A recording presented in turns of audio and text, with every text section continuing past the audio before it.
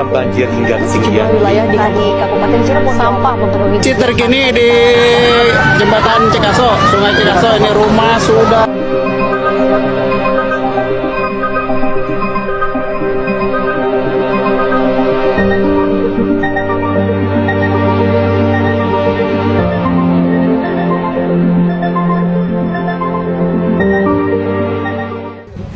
Baik teman-teman, hari ini saya akan menjelaskan apa itu lingkungan.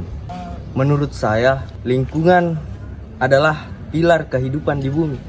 Dengan menjaga lingkungan, kita dapat melestarikan kehidupan kita di bumi. Dan yang hidup di bumi itu bukan hanya kita saja, namun ada tumbuhan dan juga hewan-hewan. Mengapa kita harus menjaga lingkungan?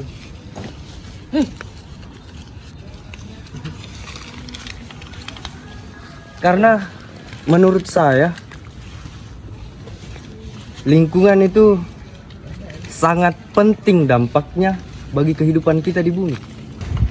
Isu yang kami ambil adalah bencana alam yang terjadi di Sumatera. Musibah ekologis yang menghantam Pulau Sumatera pada akhir November 2025 bukan sekedar peristiwa geologis yang terjadi, melainkan cermin dari relasi manusia dengan alam yang rusak akibat eksploitasi.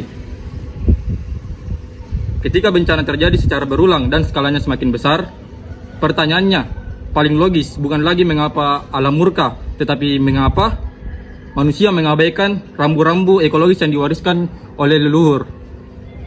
Sumatera pernah menjadi contoh harmoninya masyarakat dan hutan. Namun ketika sistem nilai itu digantikan oleh logika ekstraktif dan kebijakan perizinan yang primitif, dan keseimbangan itu runtuh. Pada titik inilah ekoteologi Nusantara bukan hanya perlu dibahas, tetapi harus dipertimbangkan sebagai fondasi tata kelola lingkungan negara. Kami membawakan tema ini untuk mengedukasi masyarakat tentang pentingnya pencegahan bencana alam banjir, karena itu jadi kewajiban moral dan spiritual yang sejalan dengan ajaran Islam. Allah Subhanahu wa Ta'ala menegaskan larangan untuk melakukan kerusakan di muka bumi, sebagaimana firman-Nya dalam Al-Quran, dan janganlah kamu berbuat kerusakan di bumi setelah diciptakan dengan baik. Quran Surat Al-A'raf ayat 56. Banjir yang sering terjadi tidak hanya merupakan fenomena alam, tetapi juga akibat dari perbuatan manusia yang lalai, seperti penebangan pohon secara liar, penyumbatan aliran sungai, dan pembuangan sampah sembarangan.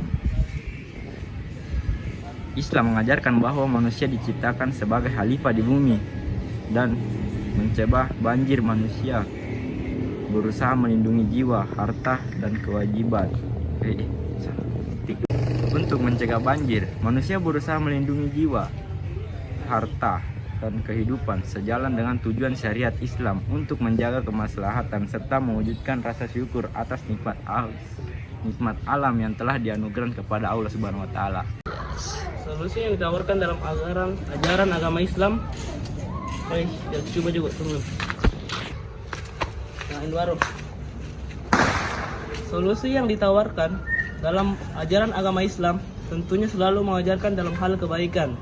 Itu sudah tertulis dalam hadis dan ayat-ayat Al-Quran sebagaimana berikut ini. Dalam hadis, tidaklah seorang muslim menanam pohon atau menabur benih lalu dimakan oleh manusia atau hewan, melainkan menjadi sedekah baginya. Hadis riwayat Bukhari dan Muslim. Dalam Al-Quran, surah Al-A'raf ayat 56, wala tafsidu fil ardi pada islahiha wadduhu khafawah toma'ah inna rahmatullahi qaribum minal muslimin. Artinya, dan janganlah kamu membuat kerusakan di muka bumi setelah diciptakannya dengan baik. Maksudnya itu, Allah melarang manusia merusak lingkungan. Menjaga alam adalah kewajiban, dan merusaknya berarti melanggar perintah Allah yang bisa berujung pada bencana seperti ini, yaitu banjir.